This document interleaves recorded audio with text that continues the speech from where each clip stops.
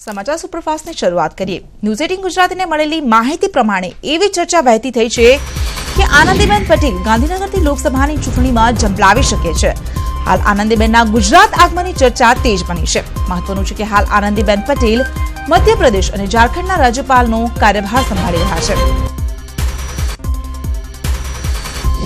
ભગવાન બારડને બચાવવા માટે આહિર સમાજ મેદાને આવ્યો છે। 17 માર્ચે વેરાવળ ખાતે ભગવાન બારડના સમર્થનમાં આહિર સમાજના લોકો શક્તિ સંમેલન કરશે। વિસનગરમાં એમએલએની ઓફિસમાં તોડફોડ મામલે હાર્દિકને હાઈકોર્ટ તરફથી ખરાબ સમાચાર મળ્યા છે। હાઈકોર્ટના જસ્ટિસ આરપી ઢોલરિયાએ અરજી નોટ બિફોર મી કરી છે। હાર્દિકે વિસનગર કોર્ટના આદેશ પ્રમાણે હાઈકોર્ટમાં અરજી કરી હતી। ક્ષત્રિય સમાજના આગેવાનોએ લોકસભા ચૂંટણીમાં ક્ષત્રિય ઉમેદવારને એક ટિકિટ મળે તે માટે માંગ કરી છે। સૌરાષ્ટ્રની બેઠકો પૈકી એક બેઠક પર ક્ષત્રિય ઉમેદવારને ટિકિટ આપવા માંગ કરી છે। તો પ્રદેશ કોંગ્રેસ નેતાઓ સાથે ક્ષત્રિય સમાજના આગેવાનોએ મુલાકાત કરી અને સૌરાષ્ટ્રની 8 બેઠક પૈકી એક બેઠક ક્ષત્રિય સમાજને ફાળવવાની માંગ કરી। હાર્દિક પટેલના કોંગ્રેસમાં જોડાતા બનાસકાંઠાના ગઢ ગામના 2 શહીદોના પરિવારે હાર્દિકને સમર્થન આપ્યું છે અને હાર્દિકના રાજકારણમાં જોડાતા સમાજના વિકાસની વાતને વધુ સારી રીતે વાચા આપી શકશે તેવું જણાવ્યું છે। હાર્દિક જ્યાં પણ ચૂંટણી લડશે ત્યાં પાટીદાર સમાજ તેના પડખે ઉભો રહેશે તેમ પરિવારે જણાવ્યું। અનામત આંદોલન સમયે વિરોધ દર્શાવતા ટોળાને વિખેરવા માટે પોલીસે ગોળીબાર કર્યો હતો, જેમાં ગઢ ગામના કનુભાઈ પટેલ અને મહેશ પટેલ નામના 2 પાટીદારોના મોત થયા હતા। જોકે હાલ પરિવાર પાટીદાર સમાજનો સહયોગ મળતો હોવાનું જણાવે છે અને હાર્દિક પટેલ પણ તેમની મુલાકાત લેતો હોવાનું કહે છે। મહેસાણામાં અનામત આંદોલનમાં શહીદ થયેલા યુવકના પરિવારે હાર્દિકના રાજકારણમાં જોડાવા પર રોષ ઠાલવ્યો છે અને કહ્યું છે કે હાર્દિકે જે કંઈ કર્યું તે ખોટું કર્યું છે। અનામત આંદોલનમાં મહેસાણાના નિશિજ પટેલે પણ પોતાનો જીવ ગુમાવ્યો હતો। નિશિજ 26 ઓગસ્ટના રોજ બહાર દૂધ લેવા માટે જતા તેના ગોળી વાગતા તેનું મોત નીપજ્યું હતું। ત્યારે તેમના પિતાએ ન્યૂઝ 18 સમક્ષ જણાવ્યું કે હાર્દિક પટેલે સમાજને ગેરમાર્ગે દોર્યો છે। જો તેને પહેલેથી જ કોંગ્રેસમાં જોડાવવું હતું તો 14 પાટીદારોને શહીદ કરવાની જરૂર ન હતી। વડોદરામાં પાદરા તાલુકાના વડુ ગામમાં આરોગ્ય કેન્દ્રમાં સ્થાનિકોએ હોબાળો કર્યો હતો। આરોગ્ય કેન્દ્રમાં તબીબોની અનિયમિતતાને લઈને સ્થાનિકોએ રોષ વ્યક્ત કર્યો તો જિલ્લા આરોગ્ય અધિકારીને લેખિતમાં રજૂઆત પણ કરી। અમદાવાદમાં મેટ્રો ટ્રેનની શરૂઆતને માંડ હજુ તો 10 દિવસ પણ પૂરા નથી થયા ત્યાં મેટ્રો ટ્રેનમાં બીજી વખત ખામી સર્જાવાની ઘટના સામે આવી છે। અમદાવાદમાં મેટ્રો ટ્રેનમાં ટેકનિકલ ખામી સર્જાય છે, જેને પગલે અનેક લોકો અટવાયા છે। મેટ્રો સ્ટેશન પરથી મુસાફરોને ઉતારી દેવાયા હતા અને કેટલા સમય સુધી તેમને રાહ જોવી તેમ પણ કહેવામાં ન આવ્યું હતું, જેને પગલે મુસાફરોમાં રોષ જોવા મળ્યો। તો બીજી તરફ મેટ્રોમાં એક્સપર્ટ દ્વારા ટેકનિકલ ખામી દૂર કરવાની કામગીરી હાથ ધરાઈ છે। દાહોદમાં આવેલી મુખ્ય પોસ્ટ ઓફિસમાં ગઈકાલ રાતથી ખેડૂતોની લાંબી લાઈનો જોવા મળી રહી છે। ખેડૂતો પોતાના બેંક ખાતા ખોલાવવા માટે ઉમટી પડ્યા છે। વડાપ્રધાન મોદીએ કરેલી ખેડૂતોના ખાતામાં 2000 રૂપિયા જમા કરાવવાની જાહેરાત અંતર્ગત આ લાઈનો જોવા મળી રહી છે। તો પ્રધાનમંત્રી કિસાન સન્માન નિધિ યોજનાના ઉદ્ઘાટન બાદ દરેક ખેડૂતોના ખાતામાં 2000 રૂપિયા જમા કરવાની જાહેરાત કરવામાં આવી હતી। ત્યારે દાહોદમાં પોસ્ટ બેંકમાં ખાતું ખોલાવવા માટે ગામડાઓમાંથી આવેલા આદિવાસી ખેડૂતો લાઈન લગાવીને ઉભા રહ્યા છે। ગઈકાલે ગામડામાંથી આવેલા વૃદ્ધ, યુવાન, મહિલાઓ સહિતના ખેડૂતો પોસ્ટ ઓફિસ આગળ લાંબી લાઈનો લગાવી ત્યાં જ સૂઈ ગયા હતા અને વહેલી સવારે પોસ્ટ ઓફિસ ખુલે અને પોતાનો નંબર જલ્દી લાગે તે માટે પ્રાર્થના કરી। દાંતીવાડાના પાંથાવાડા પ્રાથમિક શાળામાં ઉડ્યા ભમરા, ઉડતા વિદ્યાર્થીઓમાં દોડભાગ મચી ગઈ હતી અને 2 બાળકોને ભમરા કરડી ગયા હતા। જોકે શાળાએ ઘરેલું ઉપચાર કરીને બાળકોને ઘરે મોકલ્યા હતા। શાળામાં ભમરા ઉડતા શાળાને બંધ કરી દેવાઈ હતી। મહેસાણા કડીના ધોળાસણ પાટિયા નજીક ટ્રક અને કાર વચ્ચે અકસ્માત સર્જાયો। કાર બોર્ડના પેપર લઈને જઈ રહી હતી અને આ ઘટનામાં પોલીસકર્મી સહિત 2 વ્યક્તિઓને ઈજા પહોંચી છે। સુરેન્દ્રનગરમાં ચોટીલા રાજકોટ હાઈવે પર ગુંદાળા પાટિયા પાસે અકસ્માત થયો। ટેન્કર ચાલકે બાઇક ચાલકને અડફેટે લીધો હતો। આ અકસ્માતમાં પિતરાઈ ભાઈ અને બહેનનું ઘટના સ્થળે જ મોત નીપજ્યું છે તો પિતાને ઈજા થતા સારવાર માટે હોસ્પિટલ ખસેડવામાં આવ્યા છે। પોલીસે ઘટના સ્થળે પહોંચી વધુ તપાસ હાથ ધરી છે। આણંદના સોજિત્રા રોડ પર થયેલા અકસ્માતના રૂવાડા ઉભા કરતા દ્રશ્યો સામે આવ્યા છે। 4 દિવસ પહેલાના અકસ્માતના સીસીટીવી ફૂટેજ સામે આવ્યા છે, જેમાં એક કાર ચાલક કારમાં લાગેલી આગમાં બળીને ભડથું થઈ ગયો હતો। કાર ચાલક પૂરજોશમાં ડિવાઈડર સાથે અથડાય છે અને કાર હવામાં ફંગોળાય છે. હવામાં જ કાર બે પલટી ખાઈ જાય છે અને પછી જમીન પર પટકાય છે. સીસીટીવી જોતા એવું લાગે છે કે કારમાં પહેલેથી જ આગ લાગી હતી, જેના કારણે કાર ચાલક ડઘાઈ જતા તે સ્ટીયરિંગ પરથી કાબુ ગુમાવી દે છે અને અકસ્માત સર્જાય છે. આ ઘટના સીસીટીવીમાં કેદ થઈ ગઈ. સુરતમાં ઉગમતા એસએમસી આવાસમાં ખુલ્લી ટાંકીમાં પડી જતા એક બાળકનું મોત થયું છે. ઢાંકણ વિનાની પાણીની ખુલ્લી ટાંકીમાં પડતા બાળક ડૂબી ગયું હતું. સ્થાનિકે પાણીની ટાંકીમાં જોતા બાળક ડૂબેલું દેખાયું અને તેમણે અન્ય લોકોને જાણ કરી. બાળકના મૃતદેહને પીએમ માટે નવી સિવિલ હોસ્પિટલમાં ખસેડાયો છે અને સમગ્ર મામલે રાંદેર પોલીસે તપાસ હાથ ધરી છે.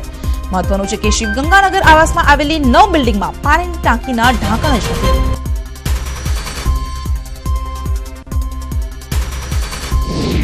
બનાસકાંઠાના લાખણી તાલુકા પંચાયતના સદસ્ય દારૂ પીધેલી હાલતમાં ઝડપાઈ ગયા છે. લાખણી તાલુકા પંચાયતમાં ભાજપના ચૂંટાયેલા પ્રતિનિધિ અજીતસિંહ વાઘેલા થરાદના પીલુડા ગામ પાસે તેમના મિત્ર સાથે દારૂ પીધેલા ઝડપાઈ ગયા.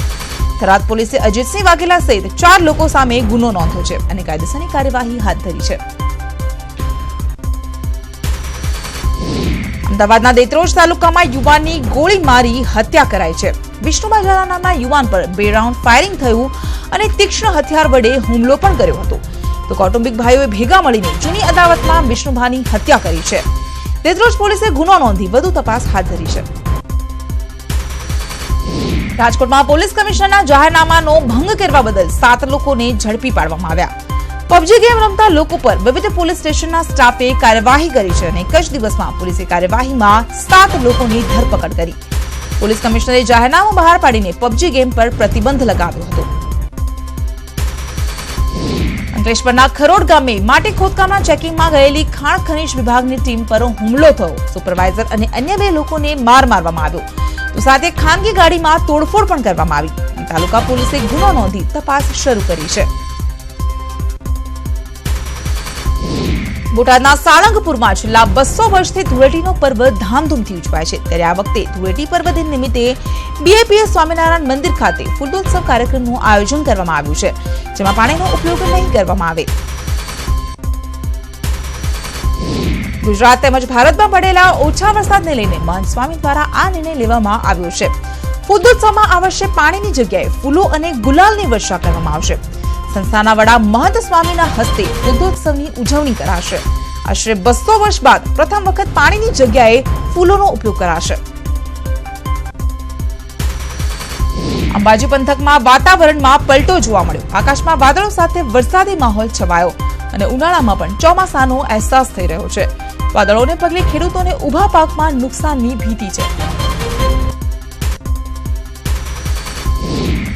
સાબરકાંઠા જિલ્લામાં પણ વાતાવરણમાં પલટો આવ્યો છે. અચાનક વાદળછાયું વાતાવરણ છવાયું અને માવઠાની શક્યતાથી ખેડૂતોમાં ચિંતા જોવા મળી રહી છે.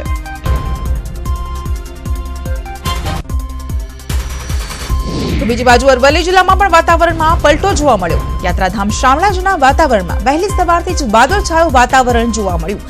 વાદળછાયા વાતાવરણથી માવઠું થવાની ભીતિ ખેડૂતો સેવી રહ્યા છે અને માવઠું થાય તો ખેડૂતોને ઘઉં, મકાઈ, વરિયાળી સહિતના પાકોમાં જીવાતો થવાનો ભય છે.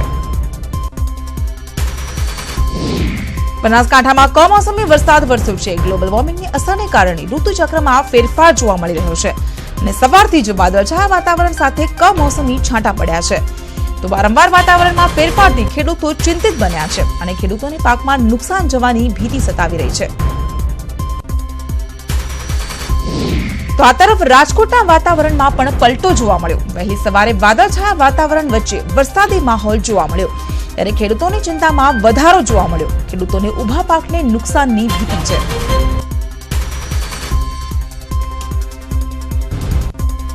વિરામ બાદ આપનું સ્વાગત છે. સમાચાર સુપરફાસ્ટમાં આગળ વધીએ. વડાપ્રધાન મોદીએ લોકસભાની ચૂંટણી અંગે બ્લોગ લખ્યો છે, જેમાં તેમણે મતદાન અને તેના મહત્વને સમજાવ્યું છે. ઉપરાંત પીએમ મોદીએ મતદારોને જાગૃત થવાની અપીલ પણ કરી છે અને લખ્યું છે કે તમારો એક મત દેશના વિકાસમાં સહભાગી થશે. લોકસભા ચૂંટણી માટે તારીખોના એલાન બાદ ભાજપે પોતાની ચૂંટણી રણનીતિને અંતિમ રૂપ આપવાનું શરૂ કર્યું છે. આશરે 2 મહિનાના લાંબા ચૂંટણી પ્રચાર અભિયાનમાં વડાપ્રધાન નરેન્દ્ર મોદી સહિત ભાજપના સ્ટાર પ્રચારકો આશરે 1000 સભાઓ કરશે. પીએમ મોદી આશરે 100 થી વધુ સભાઓ અને કેટલાક રોડ શો કરવાના છે. ભાજપના પ્રચારકો તમામ લોકસભાની બેઠકો પર પ્રચાર કરશે. જો કે ભાજપનું સૌથી વધુ ફોકસ તે રાજ્યોમાં હશે જ્યાં તેઓ હાલ પણ મજબૂત છે, જ્યાં તેમના માટે સારી સંભાવનાઓ છે. વડાપ્રધાન નરેન્દ્ર મોદી તમામ 7 તબક્કાઓમાં તમામ રાજ્યોમાં પ્રચાર કરશે. ભાજપ અધ્યક્ષ અમિત શાહ આખા અભિયાનમાં સૌથી વધુ સભાઓ કરશે અને અન્ય પ્રમુખ પ્રચારકોમાં રાજનાથ સિંહ, યોગી આદિત્યનાથ, નીતિન ગડકરી, સુષ્મા સ્વરાજ, ઉમા ભારતી, સ્મૃતિ ઈરાની, શિવરાજ સિંહ ચૌહાણ અને ભાજપ શાસિત રાજ્યોના મુખ્યમંત્રી સામેલ છે. ભાજપ 16મી તારીખે લોકસભા ઉમેદવારોનું પ્રથમ લિસ્ટ જાહેર કરશે. 16મી તારીખે ભાજપની કેન્દ્રીય ચૂંટણી સમિતિની બેઠક મળશે અને આ બેઠક બાદ યુપી, પશ્ચિમ બંગાળ, રાજસ્થાન, ઉત્તરાખંડ સહિતના રાજ્યોના ઉમેદવારોની જાહેરાત થઈ શકે છે. 16મી તારીખ બાદ 18મી તારીખે પણ ભાજપની મહત્વની બેઠક મળશે. સૂત્રોનું માને તો ભાજપ હાલના 25 થી 30% સિટિંગ સાંસદોની ટિકિટ કાપી શકે છે. યુપીમાં સપા અને બસપાના ગઠબંધનને ધ્યાનમાં રાખીને મોદી અને શાહ મોટા નેતાઓને ટિકિટ આપવામાં નવા ફોર્મ્યુલા અપનાવી રહ્યા છે. તેવામાં સમાચાર છે કે ગૃહમંત્રી રાજનાથસિંહની બેઠક ત્રીજી વખત બદલાઈ શકે છે. તો નોઈડાના ગૌતમ બુદ્ધનગર સંસદીય વિસ્તારમાંથી ચૂંટણી લડી શકે છે. લોકસભા ચૂંટણી પહેલા ફરી એક વખત અસમ ગણ પરિષદ અને ભાજપ વચ્ચે ગઠબંધન થયું છે. આ નિર્ણય ભાજપના મહાસચિવ રામ માધવ અને અસમ ગણ પરિષદના અધ્યક્ષ અતુલ બોરાની લાંબી બેઠક બાદ લેવામાં આવ્યો અને આ ગઠબંધનનું એલાન રામ માધવ દ્વારા કરવામાં આવ્યું. રાહુલ ગાંધીએ તમિલનાડુના ચેન્નાઈમાં છાત્રો સાથે સંવાદ કર્યો, જેમાં તેમણે કહ્યું કે રાફેલ પર ચૂપ કેમ છે પીએમ મોદી? કાયદો બધા માટે સરખો હોવો જોઈએ. વડાપ્રધાનનું નામ રાફેલ ડીલમાં સામેલ છે, ત્યારે તેમની સામે પણ તપાસ અને પૂછપરછ થવી જોઈએ.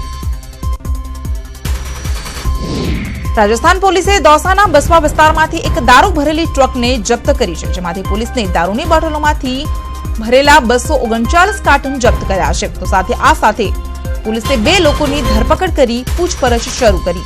ટ્રક હરિયાણાથી દૌસા જવા રવાના થઈ રહી હતી.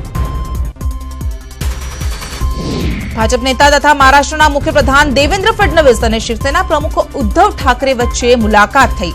ઉદ્ધવ ઠાકરેના નિવાસસ્થાને યોજાયેલી આ મુલાકાતમાં લોકસભા ચૂંટણી અંગે વાત કરવામાં આવી હતી. આગામી લોકસભા ચૂંટણી પર એનસીપી ચીફ શરદ પવારે ભવિષ્યવાણી કરતા કહ્યું છે કે પરિણામો બાદ ભાજપ સૌથી મોટી પાર્ટી હોઈ શકે છે, પરંતુ મોદી ફરી પીએમ નહીં બને. શરદ પવારે નિવેદન આપ્યું કે હું જેટલું રાજકારણને સમજુ છું તેને જોઈને મને નથી લાગતું કે મોદી ફરી પીએમ બનશે. હું કોઈ જ્યોતિષી નથી, પરંતુ મને લાગે છે કે ભાજપને એટલી સીટો નહીં મળે જેટલી જરૂર છે. જમ્મુ કાશ્મીરના ડોડામાં ભૂસ્ખલન થયું, જેમાં 3 ડઝનથી પણ વધુ દુકાનોને નુકસાન થયું છે, જેના કારણે લોકો મુશ્કેલીમાં મુકાયા છે. યુરોપિયન સંઘથી અલગ થવાની નક્કી તારીખમાં હવે માત્ર 17 દિવસ બાકી છે. એવામાં જે રીતે એક વખત ફરી બ્રિટનની સંસદે વડાપ્રધાન થેરેસા મેના બ્રેક્ઝિટ કરારને ફગાવી દીધો છે, તે બાદ દેશમાં અનિશ્ચિતતાનો માહોલ છે.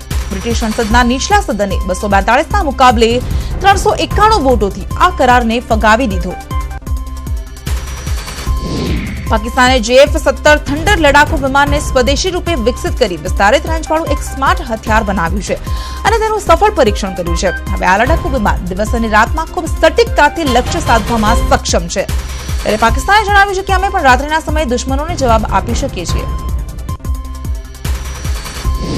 જીનેવામાં ચાલી રહેલા સંયુક્ત રાષ્ટ્ર માનવાધિકાર પરિષદના 40મા સત્રમાં ભારતે ફરી દુનિયા સામે પાકિસ્તાનને બેનકાબ કર્યું છે.